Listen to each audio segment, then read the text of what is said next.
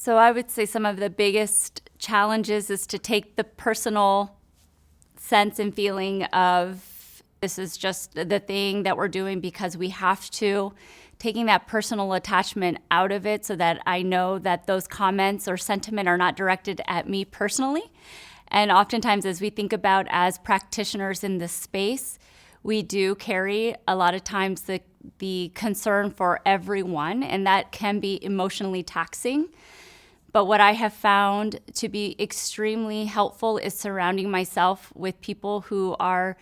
passionate and supporters of this work. Celebrating the small wins, celebrating just one thing a day that went well is some ways for me a reboost to the days where it could be exhausting, both mentally, physically, and more so ensuring that I know myself well enough. So that self-awareness that I spoke about, emotional intelligence, of how I as an individual show up for others,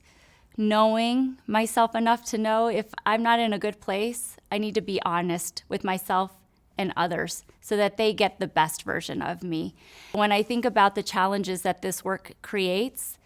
it is one that we embrace it,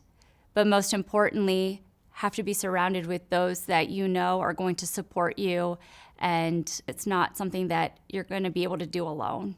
This work is a collective body of work, and it's okay that you're going to hit some bumps along the way, that not everyone is going to agree, and that's why we say this is a journey, and we have to meet people where they are. So thinking about the human individual approach and why equity is important, because we know everyone is going to be in a very different place, but that's very important for us to recognize going into this space. But also having the courage to be yourself. I would say for me, as part of my own personal journey, it's no longer assimilating to the way that I thought I had to be. And it also can be liberating for yourself and the growth that you experience through this work.